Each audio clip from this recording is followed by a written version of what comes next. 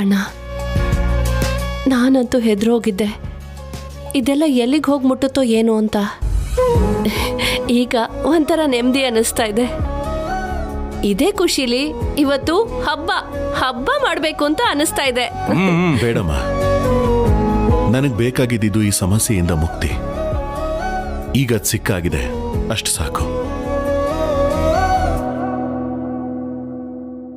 ಬಾವಾ, ಹೀಗೆ ಕೇಳ್ತೀನಿ ಅಂತ ತಪ್ಪು ತಿಳ್ಕೊಬೇಡ. ನನಗಂತೂ ಒಂದು ಮಾತ್ರ ಅರ್ಥ ಆಗ್ತಾ ಇಲ್ಲ.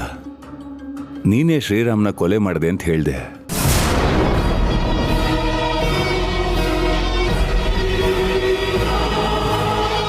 ಆದ್ರೆ ಆ ಶ್ರೀರಾಮ್ ಅಮ್ಮನೂ ಅಕ್ಕನೂ ಅವನು ಎಲ್ಲೋ ಇದ್ದಾನೆ, ಅವನು ಬಂದೇ ಬರ್ತಾನೆ ಅಂತ ಕೇಸ್ ವಾಪಸ್ ತಗೊಂಡ್ರು.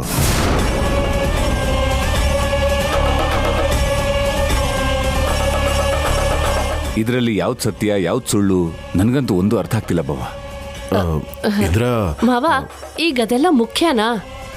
ಅಣ್ಣ ನಿರಪರಾಧಿ ಅಂತ ಬಿಡುಗಡೆ ಆದ್ನಲ್ಲ, ಮತ್ಯಾಕ ಆ ವಿಷಯ? ಅದನ್ನೆಲ್ಲ ಬಿಟ್ಬಿಡಿ.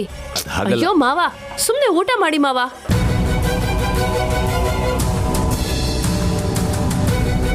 ಅಲ್ಲ ಮಾವ, ಇಷ್ಟು ದಿನ ಪೊಲೀಸ್ ಅವ್ರು ಕೇಳೋ ಪ್ರಶ್ನೆಗಳಿಗೆ ಅಣ್ಣನ ಮನ್ಸ್ ನೊಂದು ಬೇಜಾರಲ್ಲಿದ್ದಾನೆ. ಈಗ ನಾವು ಅವನ ಮನ್ಸನ್ನ ಸರಿ ಮಾಡ್ಬೇಕೆ ಹೊರತು ಹಾಳು ಮಾಡಬಾರ್ದು. ಇಂದ್ರ, ತುಳಸುವ ಸರಿಯಾಗಿ ಹೇಳ್ತಾವಳೆ. ಮೊದಲೇ ನಮ್ಮ ಶಿವಣ್ಣನ ಟೈಮ್ ಸರಿ ಇಲ್ಲ. ಅಜ್ಜಿ ಹೇಳ್ದಂಗೆ ಮನೆ ದೇವ್ರು ಹೋಗಿ ಬರೋವ್ರಿಗೂ ನೆಮ್ಮದಿ ಇಲ್ಲ. ಈಗಿದೆಲ್ಲ ಯಾಕೆ ಬೇಕು ಅಂತ.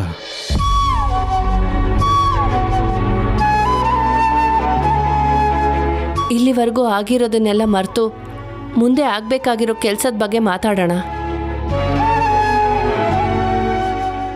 ಸರಿ, ಊಟ ಮಾಡಿ.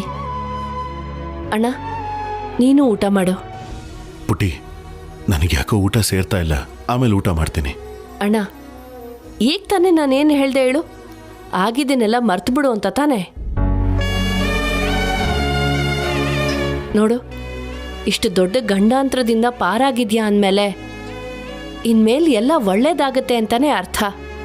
ನೀನು ಯಾವಾಗಲೂ ಖುಷಿಯಾಗಿರ್ಬೇಕು. ಊಟ ಮಾಡೋಣ. ನಿನಗೆ ಹೇಳಿದ್ರೆ ಕೇಳಲ್ಲ, ನಾನೇ ತಿನ್ನಿಸ್ತೀನಿ.